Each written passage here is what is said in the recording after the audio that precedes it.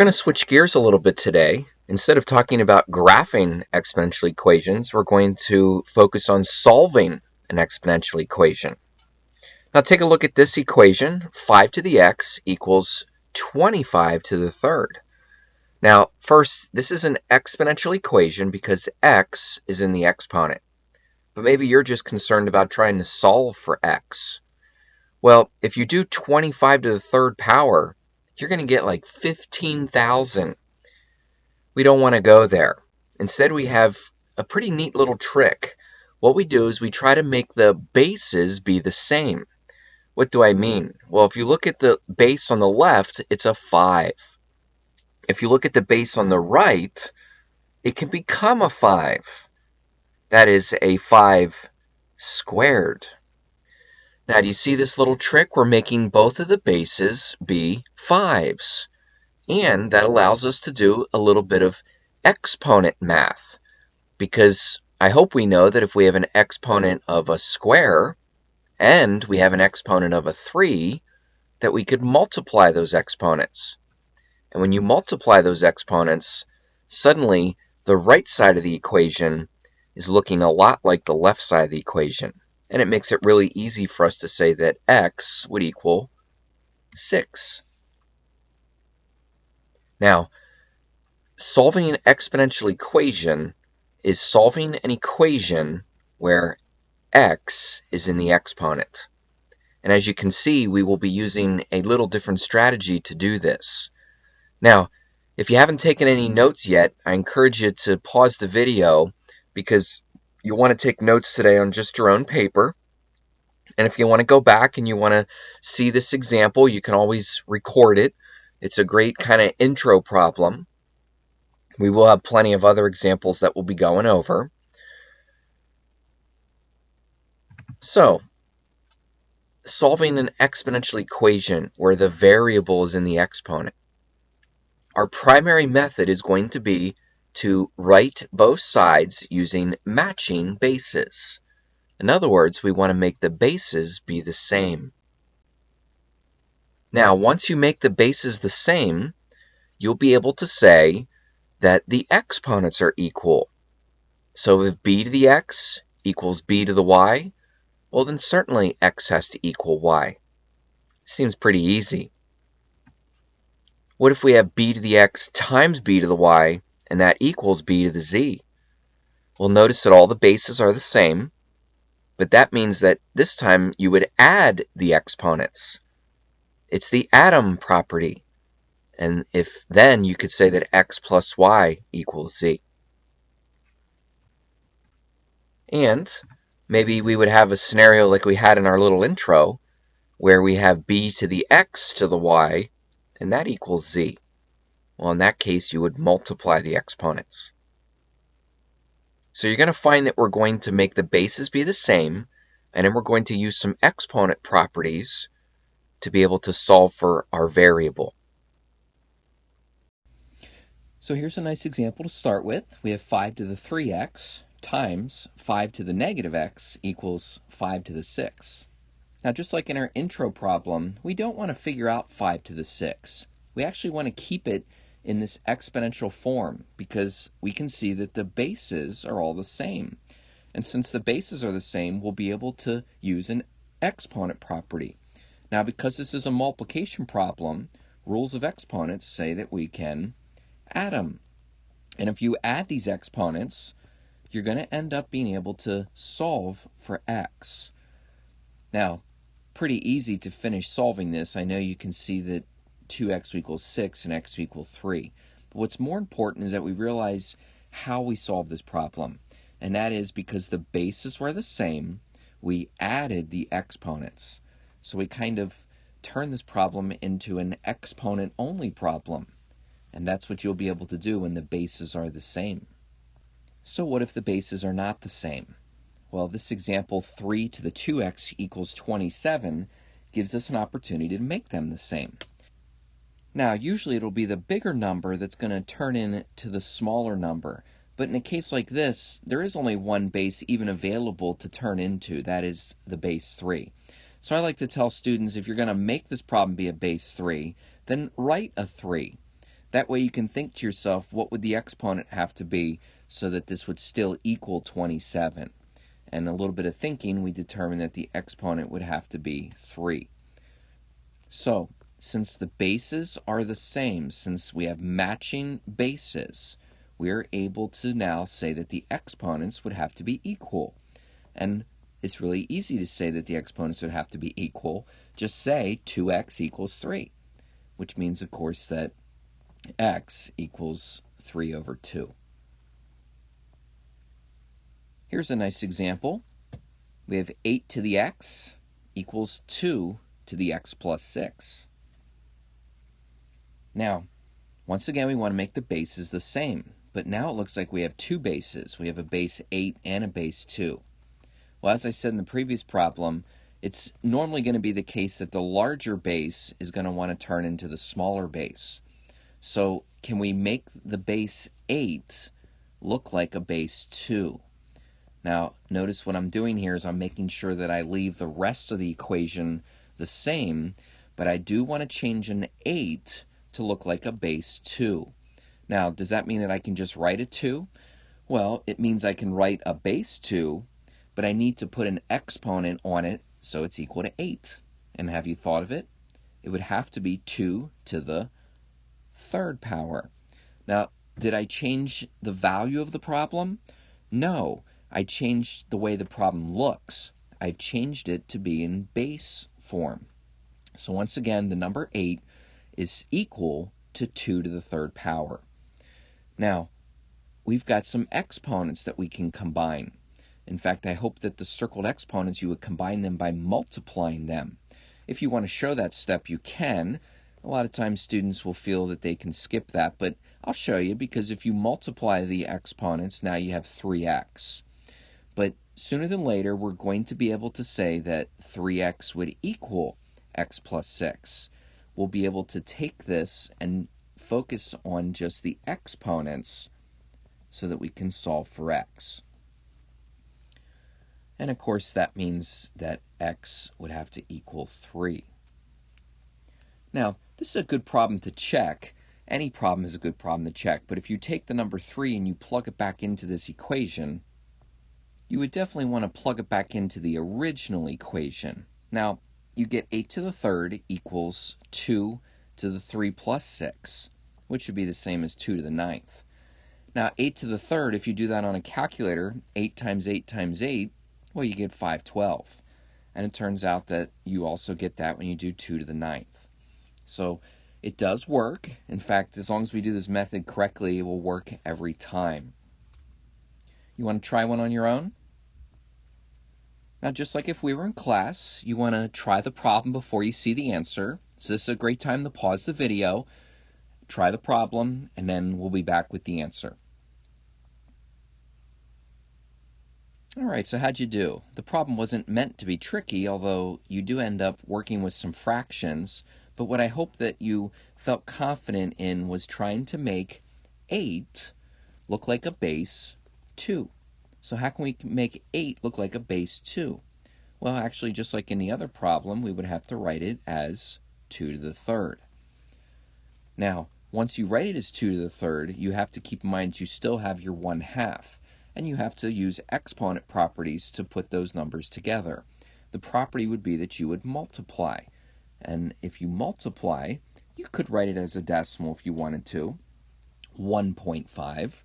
Or you could write it as a fraction. You could have left it in the form of 3/2. But either way, we now are able to say that our exponents would have to be equal since we have matching bases. So x minus 2 would equal 3/2. And as you keep working with this fraction, you could add 2 and end up with 7/2. Or if you prefer the decimal equivalent, 3.5. All right, this problem looks interesting. 2 to the 2x minus 1 equals 1. It doesn't seem like that at first glance maybe we have the opportunity to make matching bases. Well, 2 is definitely the base in this problem. It's what's given. So we kind of have no choice but to say to ourselves, how can we write the number 1 as a base 2. And I know I'm kind of breaking the rules because now I'm making the smaller number look a little more like the bigger number. But we have to be smart here, and we have to say to ourselves that the number 1 can be written as 2 to some power. Really? I can write the number 1 as 2 to some power? Well, actually, it would always have to be, that's right, the 0 power. You see, anything to the 0 power is equal to 1. Well, now that I have my bases the same, I can get to the business of saying that my exponents would have to be equal. And so, of course, if 2x minus 1 has to equal 0, then with a little bit of simple algebra here, we can say that 2x equals 1, which means that x equals a half. So this was a little different because we saw the number 1, and we used that opportunity to write it with a 0 power. That will always be the case. Here we have 4 to the x plus 1 equals 1 over 64. Dum-dum-dum, a fraction. All right, well, when you have a fraction, keep in mind, as we've been showing you over the last couple lessons, that you can represent a fraction with a negative exponent. So negative exponents are sort of bound to be part of this problem. Are you already thinking? Well, make sure that you realize that it is a base 4 that we have, so that means we're going to kind of be forced to write 1 over 64 with a base 4.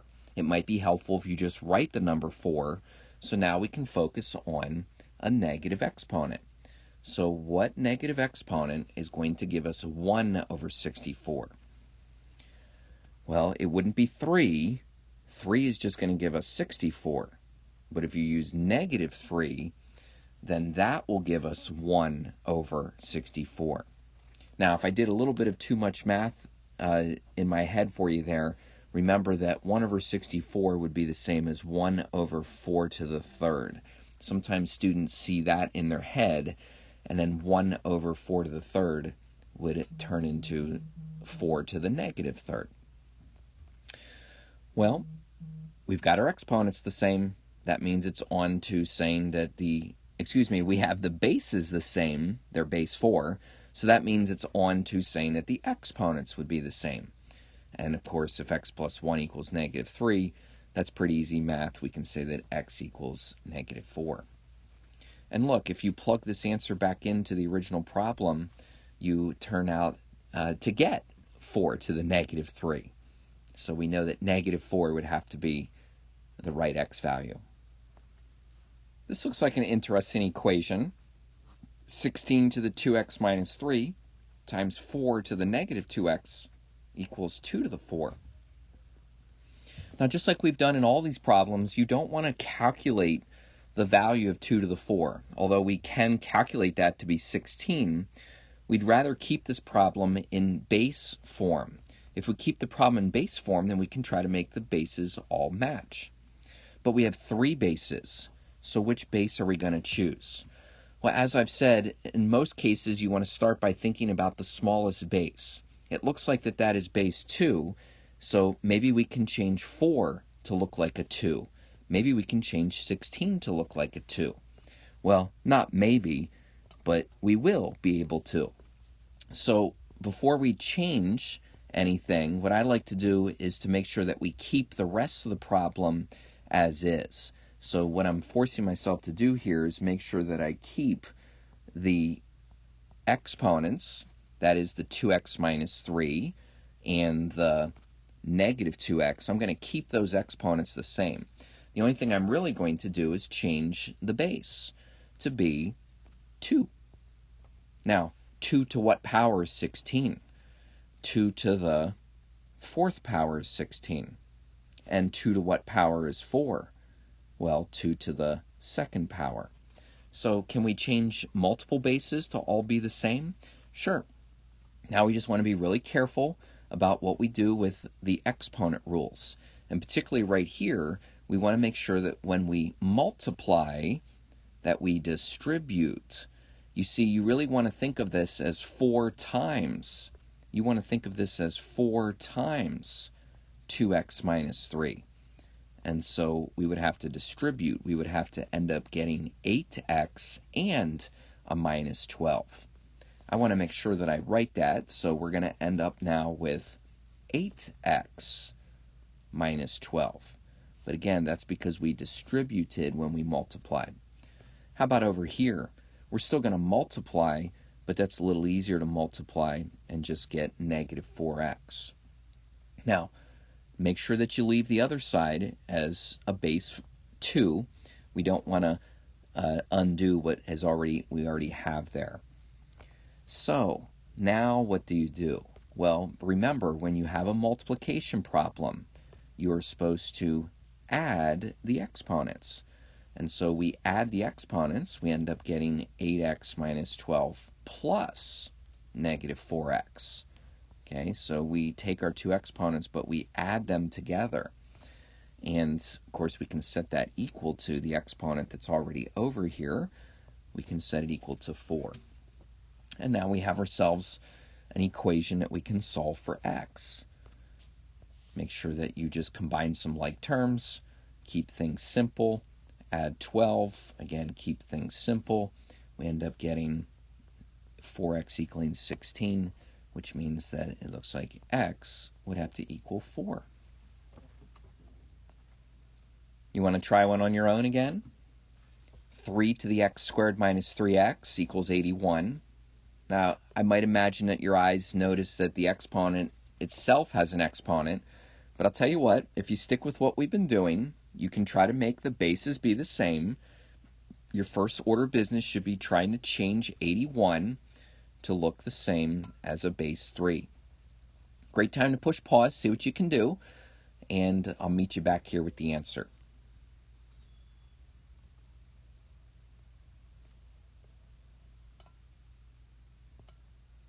All right, so how did you do? If you change 81 to be a base 3, then you would have written it as 3 to the 4th. Well, now that your bases are both 3's, you're able to go to the business of saying that your exponents would be equal. But to say that x squared equals, or x squared minus 3x equals 4, is to say that we need to solve using some quadratic ideas. We need to solve using some polynomial skills. We need to get the equation equal to 0. I'll tell you what, if you thought about making the equation equal to 0, that is super duper. If you weren't really sure where to go, pick it up at this point, set the equation equal to 0, and now what are you thinking? Right, are you thinking that you could factor it? Okay, well try it, because if you factor this, you can find two numbers that multiply to be negative 4 and add to be negative 3. Looks like x minus 4 and x plus 1 will get the job done, which means that we're going to end up with two solutions, x equals 4 and x equals negative 1. Now we do have two solutions here. Maybe we should be sensitive to checking them. If you plug 4 back into the original problem, you get 3 to the 16 minus 12. Well, that comes out to be 3 to the 4th. Well, that's going to equal 81, so that's good. And if you plug negative 1 back into the original problem, now you got to be a little more careful, because when you square negative 1, you actually just get 1. And when you multiply minus 3 times negative 1, you get a plus 3, which is also going to come out to be 3 to the 4th, which equals 81. So it looks like we do get two solutions. So what do you think about this last problem? 4 to the negative 2x times 4 to the x equals 8. If we had been in class, I would have used this as an opportunity to talk about some of the common mistakes. Now, we didn't really talk about too many mistakes in this lesson because I wanted you to see the right way, but one of the common mistakes is for students to try to do too much with the bases. Like, it seems tempting to somehow want to change this to be maybe 4 times 4 to equal 16. Maybe you still do the right thing with the exponents, that is that you add them, but the problem is that we've already made a mistake because we've tried to combine the bases. There is no rule that says that you can multiply the base. Another common mistake in this problem is to just incorrectly change the number 8. Maybe you mean well and you decide to change the number 8 to 4 squared. If you really think about it, 4 squared doesn't equal 8. 4 squared equals 16. So we don't want to incorrectly change to the same base. So if we can't change it to be base 4, then what are we going to do? Well, we just have to be aware that each of these numbers can all be changed to be base 2. They can all be changed to be base 2. Now, a common question for students is, well, how do I know? And sometimes it's just being around the problems, and that's why we're obviously talking about them now. But you do have to know your bases, and you have to know that the number 4 can be written as 2 squared. Of course, that means this other 4 can be written as 2 squared. But you see, the number 8 can also be written as a base 2. And we have to understand that that would be the same as 2 to the third. So be careful before you just kind of jump into the problem too quickly. For an example like this, we actually have to change all the bases, but we can make them all the same. Now, you always want to simplify your exponents using properties of exponents. In this case, both of these purple circles represent multiplying. You always multiply when you have a power to a power. But if I correctly multiply, then I'm able to get this problem set up such that all of the exponents, since all the bases are the same, that we are going to be able to set up an equation that uses all the exponents. And make sure that you set up the correct equation, because the rule says when multiplying, you add the exponents. And so we want to correctly add the exponents such that we say that negative 4x plus 2x equals 3.